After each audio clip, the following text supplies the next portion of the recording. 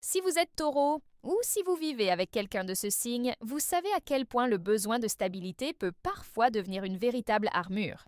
Cette recherche de sécurité n'est pas un caprice, c'est une manière de se protéger du chaos, des changements brusques et de tout ce qui pourrait menacer votre paix intérieure. Aujourd'hui, nous allons parler d'un sujet profond et souvent silencieux. Le moment où le taureau a besoin de lâcher prise et de relâcher ce contrôle qui, à force d'être trop serré, finit par peser. Restez avec moi, car cette réflexion peut ouvrir de nouvelles portes dans votre vie.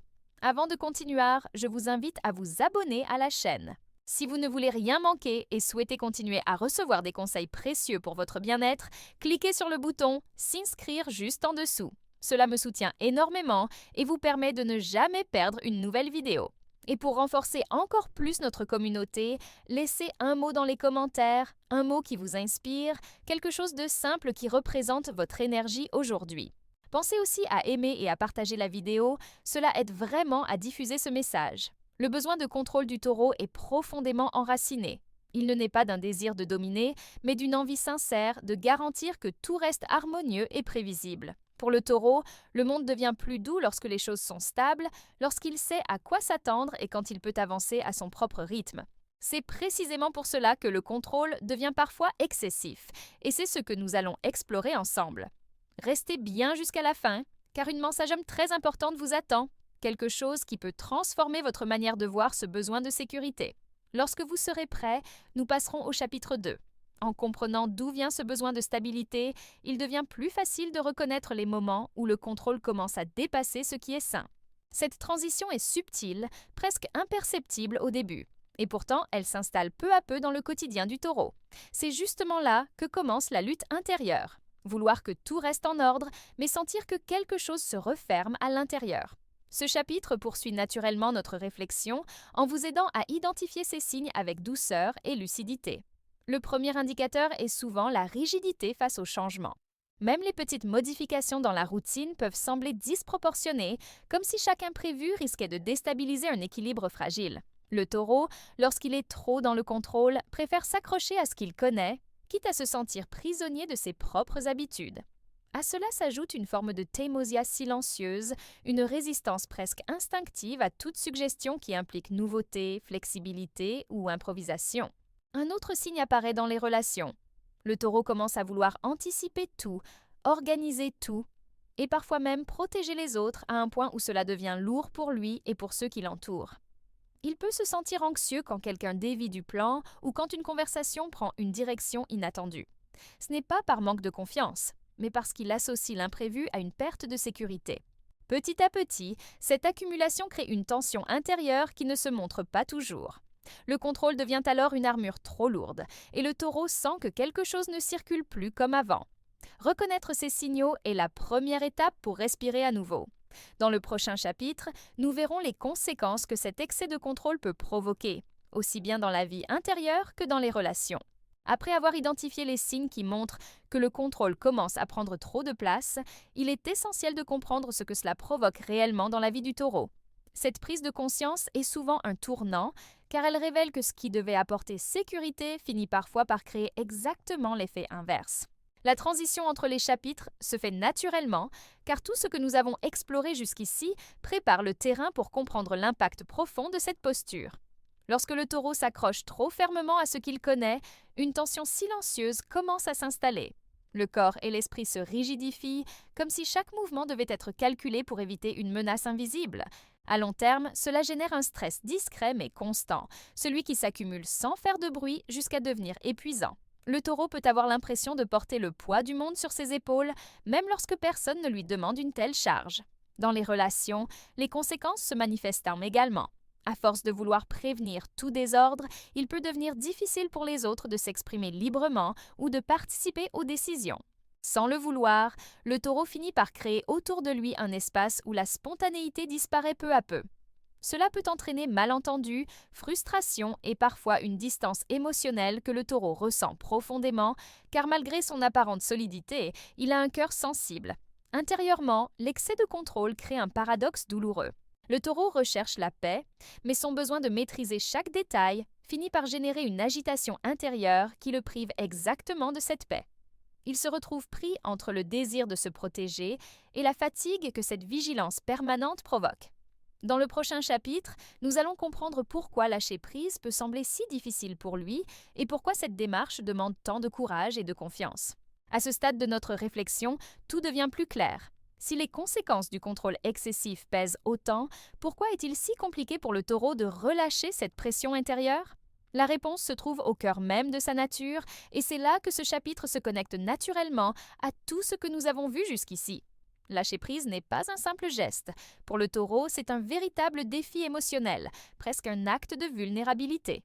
Le taureau est un signe profondément ancré dans la notion de sécurité. Il avance dans la vie comme on construit une maison solide, brique après brique, avec patience et constancia. Chaque habitude, chaque routine, chaque décision répétée jour après jour devient une fondation. Alors, quand quelqu'un lui demande de changer quelque chose, de laisser couler, de accepter l'imprévu, cela peut ressembler à un tremblement de terre. Le taureau ne résiste pas parce qu'il veut dominer, mais parce qu'il a peur que l'inconnu vienne détruire tout ce qu'il a construit avec tant de soin. Il existe aussi une forte dimension affective. Le taureau met du temps à se sentir en confiance, mais lorsqu'il y arrive, il s'attache sincèrement. Il s'attache aux gens, aux lieux, aux routines et même aux petites choses du quotidien. Lâcher prise, pour lui, c'est risquer de perdre ce qu'il aime. C'est renoncer à un repère familier pour accueillir quelque chose qu'il ne peut pas garantir à l'avance. Et cette absence de garantie le déstabilise plus que tout. À cela s'ajoute une croyance très profondément ancrée, celle que, en gardant tout sous contrôle, il évitera les déceptions. Mais cette croyance, même si elle semble logique, finit par l'enfermer dans un cycle où la peur prend plus de place que la confiance. C'est pour cela que lâcher prise demande tellement de courage au taureau. Pourtant, comme nous le verrons dans le prochain chapitre, il existe des manières douces et progressives de apprendre à ouvrir la main, à respirer et à permettre à la vie de circuler davantage sans que cela devienne une menace. Maintenant que nous avons compris pourquoi lâcher prise est si difficile pour le taureau, il devient naturel de se tourner vers la question essentielle. Comment faire concrètement pour desserrer cette prise sans se sentir en danger? Ce chapitre s'inscrit dans la continuité du précédent car il ne s'agit pas de changer le taureau, mais de l'aider à retrouver de la légèreté tout en respectant sa nature. Le lâcher-prise n'est pas une rupture, mais une ouverture progressive.